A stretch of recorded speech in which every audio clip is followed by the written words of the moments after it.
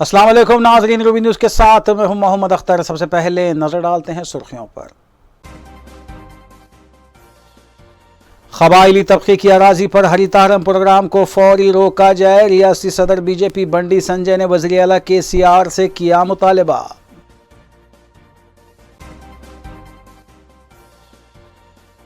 तेलंगाना कांग्रेस की जानिब से मुख्तलिफ अजला में रच्चा बंडा प्रोग्राम जारी। कांग्रेस कायद पूनम प्रभाकर ने करीमनगर में मुनक़िदा प्रोग्राम से किया खिताब।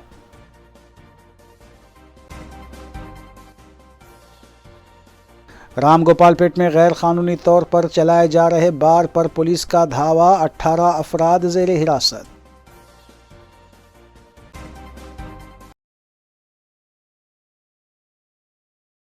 अब खबरें तफसील से। रियासती सदर बीजेपी रुकन पार्लिमान बंडी संजय ने तेलंगाना हुकूमत से मुतालबा किया है कि क़बाइलियों की अराजी पर हरितारम प्रोग्राम को फौरी रोक दिया जाए।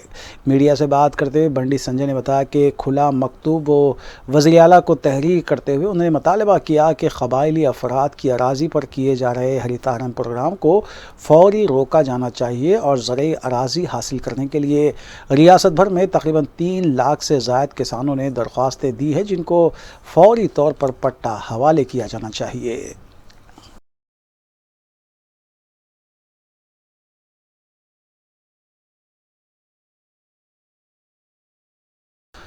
रुकने पार्लिमान और साबिक़ सदर तेलंगाना प्रदेश कांग्रेस कमेटी उत्तम कुमार रेड्डी ने वज़ीर आला KCR को मकतूब रवाना करते हुए ग्राम पंचायतों को माली इमदाद जारी करने का मुतालबा किया है। नाज़रीन, इस खबर के साथ देखेंगे दीगर अहम सियासी खबरें। रुकने पार्लियामेंट और साबिक़ सदर तेलंगाना प्रदेश कांग्रेस कमेटी उत्तम कुमार रेड्डी ने वज़ीर आला के चंद्रशेखर राव को मकतूब लिखते हुए इस बात की अपील की है कि वो शहरी व दही तरक्यात प्रोग्राम के आगाज़ से पहले ग्राम पंचायत को 2 लाख ता 10 लाख रुपए जारी करने के इक़दामात करें। बग़ैर फंड्स जारी किए 3 जून से शुरू होने वाले पल्ले पट्टनम प्रगति प्रोग्राम यानी बेमकसद होगा। सीनियर कांग्रेस कायद उत्तम कुमार रेड्डी के शुरू करदा रच्चा बंडा प्रोग्राम में मुसलसल हिस्सा लेते हुए साबिक़ सदर ऑल इंडिया कांग्रेस राहुल गांधी के वरंगल में जारी करदा रैतू डिक्लेरेशन के मकासद से आवाम को वाकिफ़ करवाने में वो मसरूफ़ हैं।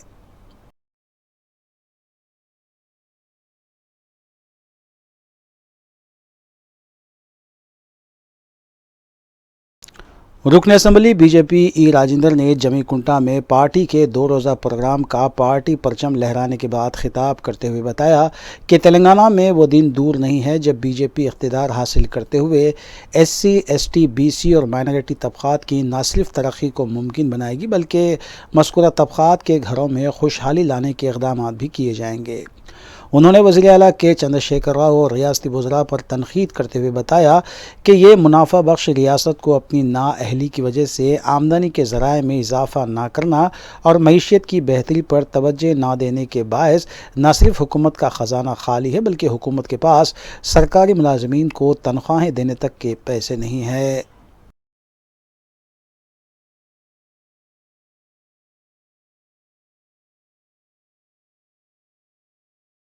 सीनियर कांग्रेस कायद और साबिक़ रुकन पार्लियामेंट पूनम प्रभाकर ने करीमनगर ज़िले में रच्चा बंडा प्रोग्राम में हिस्सा लेते हुए TRS हुकूमत और वज़ीर आला के चंद्रशेखर राव पर सख्त तनक़ीद की और इल्ज़ाम आयद किया कि उन्होंने ना तो कमज़ोर तबक़ात में डबल बेडरूम मकानात तकसीम की और ना ही किसानों के 1 लाख रुपये तक के ख़र्ज़ात मुआफ़ किए, जिसका उन्होंने वादा किया था। पूनम प्रभाकर ने बताया कि राहुल गांधी के जारी करदा रैतू डिक्लेरेशन में किसानों के 2 लाख रुपये तक के ख़र्ज़ात मुआफ़ करना और खौलदार किसानों को भी रैतू बंधु प्रोग्राम में शामिल करना है।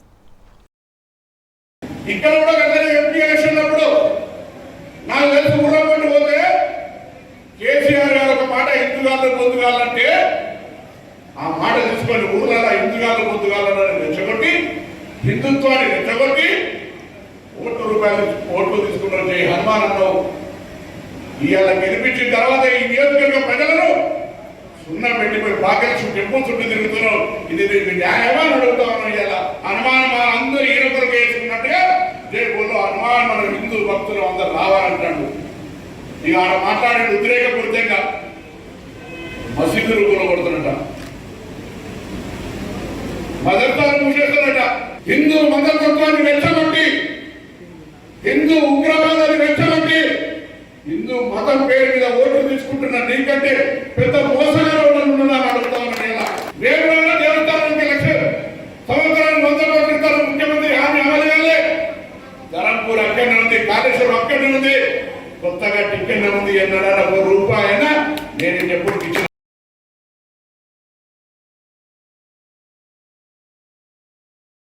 सदर वायएसआर तेलंगाना पार्टी वाईएस शर्मिला ने खम्मम ज़िले के सत्तूपल्ली में मुनक़िदा किसानों के धरने से खिताब करते हुए किसानों से वादा किया कि उनकी पार्टी वाईएस राजशेखर रेड्डी के उसूलों पर चलते हुए इक़्तिदार हासिल करने के बाद किसानों को बादशाह का मौक़िफ़ अता करेगी। उन्होंने बताया कि टीआरएस के 8 साला दौर इक़्तिदार में रियासत के 8000 किसानों ने माली मुश्किलात से दो चार होकर ख़ुदकुशी कर ली। उन्होंने ये भी कहा कि वज़ीर आला के चंद्रशेखर राव को ना तो किसानों की तरक्की से और ना ही गरीबों की फलाह व बहबूद से कोई दिलचस्पी है, और उन्हें किसी चीज़ की फ़िक्र है तो वो अपने 5 अफराद ख़ानदान को करोड़पति बनाने और उन्हें हमेशा सियासत में बरकरार रखने की फ़िक्र है। वाईएस शर्मिला ने बताया कि रियासत के किसान हुकूमत की जानिब से धान की खरीदी ना करने और उन्हें वाजबी कीमत अदा ना करने की वजह से रियासत के किसान चावल की काश्त करने से गुरेज कर रहे हैं। ఎకరాలలో వరి వేసుకోవడం మానేశారు. మరి ఈ రైతులంతా నష్టపోయారు కదా. మరి పైసా అయినా సాయం చేశాడా కేసీఆర్ గారు? చేయలే. పోయిన యాసంగి 55 లక్షల ఎకరాలలో వరి వేస్తే ఈ యాసంగి కేవలం 35 లక్షల ఎకరాలలో మాత్రమే వరి వేశారు. పోనీ పండింది 35 లక్షల ఎకరాలు మాత్రమే కదా. పోనీ అదైనా శుభ్రంగా కొన్నాడా కేసీఆర్ గారు? అదైనా చక్కగా కొన్నాడా కేసీఆర్ గారు? లేదు. ఈసారి వరి మద్దతు ధర 1960 రూపాయలు అయితే 1960 రూపాయలు ఎంతమందికి వచ్చింది? ఎంతమందికి వచ్చిందమ్మా? రైతన్నలు చేయెత్తండి అన్న, ఎంతమందికి వచ్చింది? ఎవ్వరికీ రాలే. ఈసారి అన్ని 1700 1500 కూడా అమ్ముకున్న వాళ్ళు ఉన్నారు. మరి ముఖ్యమంత్రి ఎందుకున్నట్టు? ఈ మంత్రులు ఎందుకున్నట్టు? ఈ యంత్రాంగం అంతా ఎందుకున్నట్టు? అసలు మద్దతు ధర అంటే ఏమిటి? మద్దతు ధర అంటే ఈ పంట వేస్తే రైతు ఈ పంట పండిస్తే ఆ ధరకు తప్పకుండా కొంటాము అన్న గ్యారెంటీ ఇవ్వడమే కదా మద్దతు ధర. మరి మద్దతు ధర कुछ रोज़ कबल रुकने पार्लिमान बंडी संजय ने मसाजिद और मुसलमानों के ख़िलाफ़ जहर अफशानी की थी, और अब मरकज़ी वज़ीर जी किशन रेड्डी भी हिंदू मुस्लिम फसादात के लिए मजलिस इत्तेहाद मुस्लिमीन को ज़िम्मेदार करार दे रहे हैं। हैदराबाद में मीडिया से बात करते हुए किशन रेड्डी ने कहा कि मजलिस के अरकान असम्बली, मेयर और दीगर लीडरों ने पुराने शहर से हिंदुओं को घर छोड़ने पर मजबूर किया है।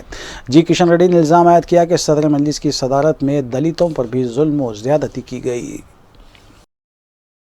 एमआईएम पार्टी के लीडर असदुद्दीन ओवैसी जी ने भारतीय जनता पार्टी के बारे में, देश के बारे में, अलग अलग संगठनों के बारे में, गवर्नमेंट के बारे में, अधिकारियों के बारे में अलग अलग बातचीत किया है। वो देश के जनता को कहानी सिखाने के लिए प्रयास कर रहे। मैं बताना चाहता हूं असदुद्दीन ओवैसी जी, आपके राज्य में जो पुराने शहर में आपके कारपोरेटर्स है, आपका मेयर थे, आपका एमएलए थे, आपका एमपीस थे, उस एरिया में कितने हिंदुओं को घर खाली करवाया, कितने बस्ती, कितने कॉलोनीज घर खाली करके छोड़ के चले गए।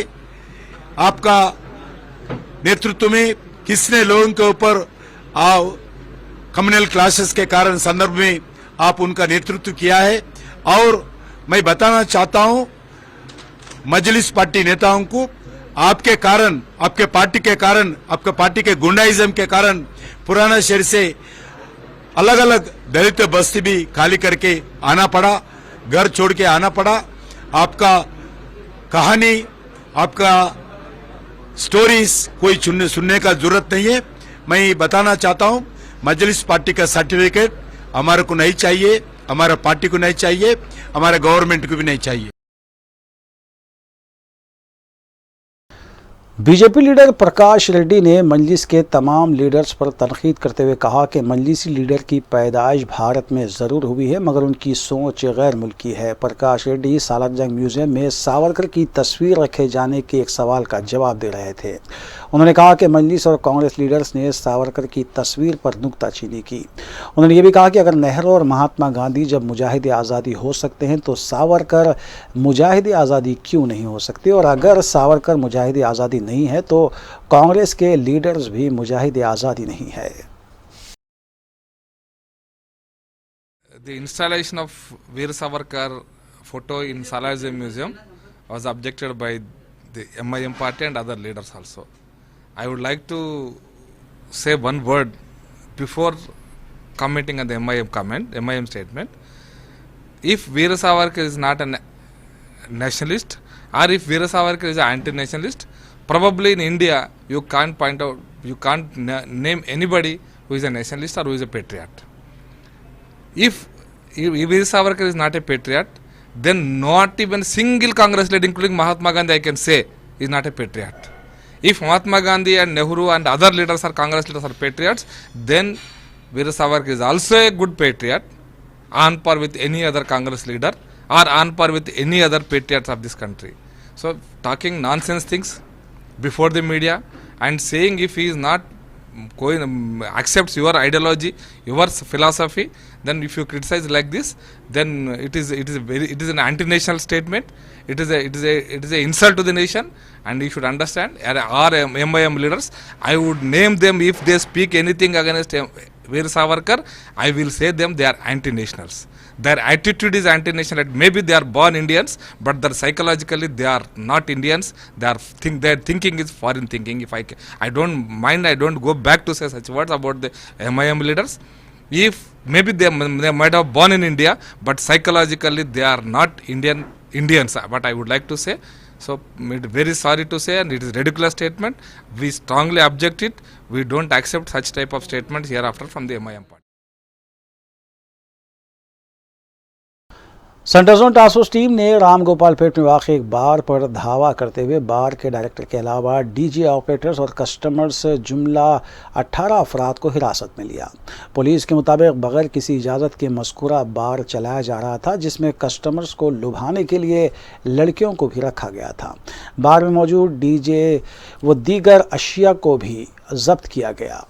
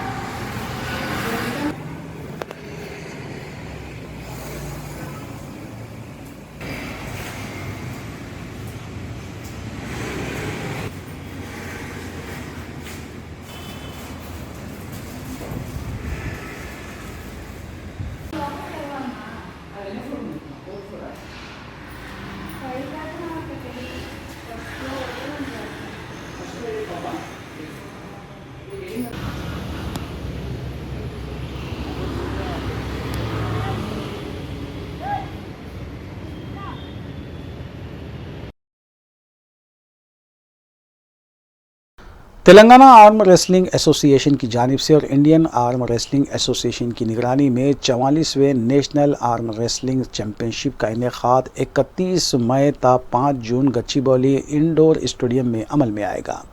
सदर एसोसिएशन हाशिम रज़ा ज़ाब्ता, वाइस प्रेसिडेंट मोहम्मद जलील फ़ारूक और मुस्तफ़ा अली जनरल सेक्रेटरी ने एक मीडिया कॉन्फ्रेंस में सिलसिले में तफसीलात बताईं। उन्होंने बताया कि मज़कूरा चैम्पियनशिप में मुल्क की 28 रियासतों से 1000 से ज़ायद आर्म रेसलर्स हिस्सा लेंगे।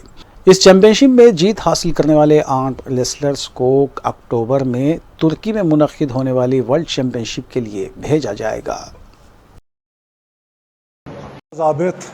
President Telangana arm wrestling association और president Indian arm wrestling federation, ये हमारा 44th national arm wrestling championship है जो कि हैदराबाद में 31 मई से लेके 5 जून तक होने वाला है और जिसमें 28 state from all over India participate करने वाले हैं। जो कि 1000 से बढ़ के आर्म रेसलर उसमें पार्टिसिपेट करेंगे। ये जो इंडियन आर्म रेसलिंग फेडरेशन है वो 1977 में फाउंड हुआ सो है। उसमें समझिए तकरीबन 28 स्टेट उसके एफिलिएटेड स्टेट्स है ये। अब हैदराबाद में पहले 1982 में और 1985 और 2006 में भी नेशनल आर्म रेसलिंग चैम्पियनशिप हो चुका है। अब उसके बाद समझिए 2020 में होने का था, पेंडेमिक के तरफ से भी 2022 में हो रहा। अभी हमारे पूरे इंतजाम जो गच्चीबोली इंडोर स्टेडियम में है वहाँ पर होने वाला है। वहाँ पर इसमें एज वाइज भी है और जूनियर होता अंडर 18 जूनियर होता और यूथ होता अंडर 21 ईयर्स एज। 21 साल के अंदर रहा तो यूथ है, 18 साल के अंदर रहा तो जूनियर है और उसके ऊपर पूरे सीनियर आते। अगर आप 40 साल के ऊपर भी है तो मास्टर्स कैटेगरी रहते। अब जो भी हमारे रूल है हम लोग वर्ल्ड आर्म रेसलिंग फेडरेशन के हिसाब से हम लोग रूल फॉलो करते हैं हम लोग। जैसे कि हमारे प्रेसिडेंट हाशिम रज़ा जावेद साहब ने फरमाया कि जो टूर्नामेंट स्टार्ट हो रहा 31 मई से लेके 5 जून तक हैदराबाद में होने वाला है, इसका जो है सिलेक्शन हर स्टेट अपने अपने स्टेट में इंटर डिस्ट्रिक्ट कंपटीशन करवाते। वो इंटर डिस्ट्रिक्ट कंपटीशन के अंदर जो गोल्ड और सिल्वर मेडलिस्ट होते वो नेशनल में पार्टिसिपेट करने के लिए सेलेक्ट होते। तो अभी जो हैदराबाद में जो 1000 प्लेयर आ रहे हैं वो सब अपने अपने कैटेगरी में अपने अपने स्टेट के चैम्पियन हैं, गोल्ड मेडलिस्ट और सिल्वर मेडलिस्ट है। इसके अंदर लड़कियां और स्पेशली डिसेबल्ड लोग बच्चों का भी कंपटीशन है। इसके अंदर लड़कियों के भी पूरे कैटेगरीज है और स्पेशली डिसेबल्ड कैटेगरी भी है।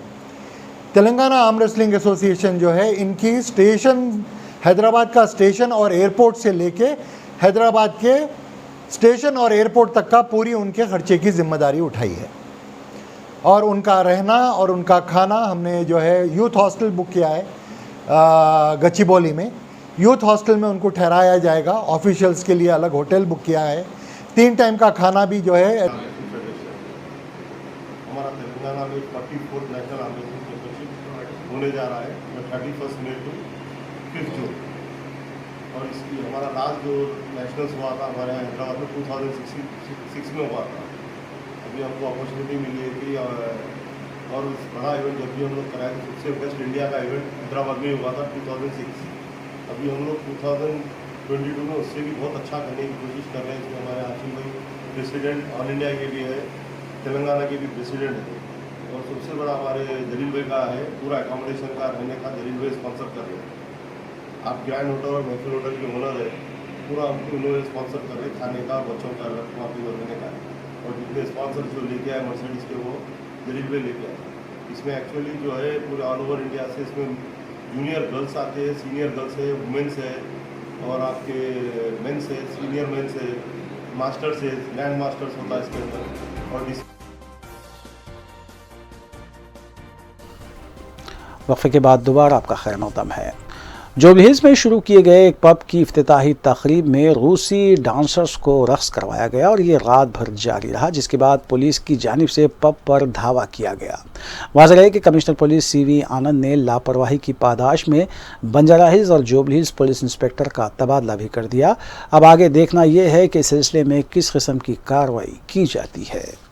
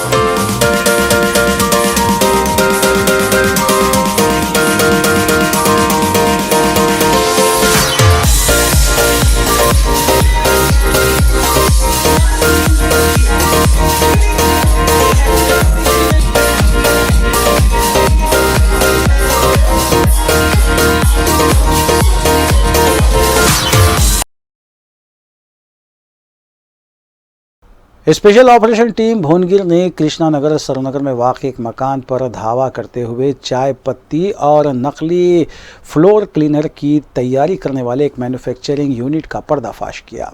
पुलिस के मुताबिक यूनिट के ओनर से प्रजापति के अलावा एक और शख्स आर लक्ष्मी नारायणा को हिरासत में लिया गया है। मस्कुरा यूनिट से जुमला 10 लाख रुपये मालियती अशिया जब्त की गई, जबकि मजीद कार्रवाई की गर्ज से हिरासत में लिए गए अफराद को जब्त शुदा अशिया के हमरा सरोनगर पुलिस के हवाले किया गया।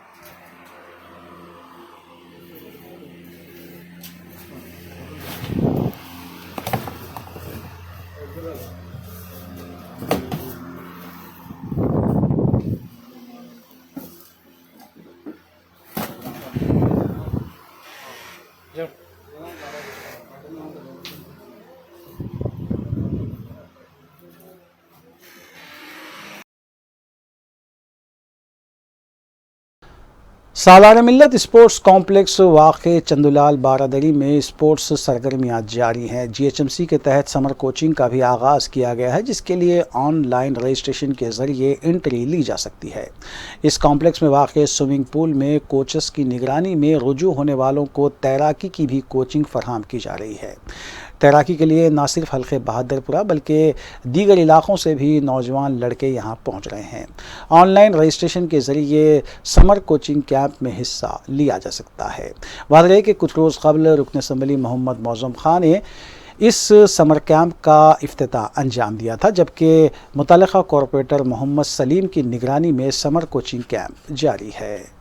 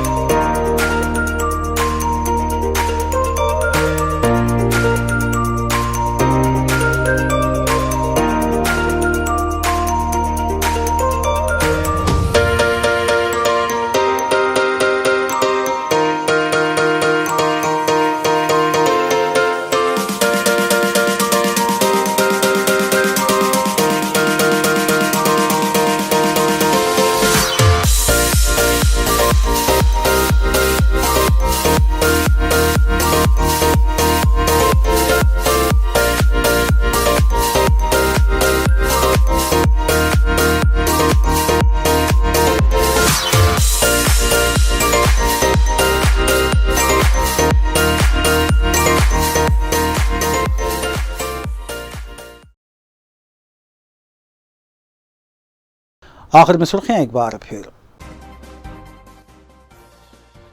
क़बाइली तबके की अराजी पर हरितारम प्रोग्राम को फौरी रोका जाए। रियासती सदर बीजेपी बंडी संजय ने वज़ीर आला KCR से किया मुतालबा।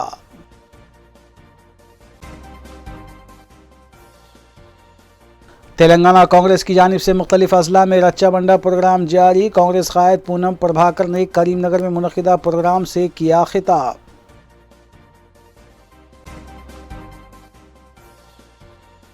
रामगोपालपेट में गैर कानूनी तौर पर चलाए जा रहे बार पर पुलिस का धावा, 18 अफराद ज़ेर हिरासत।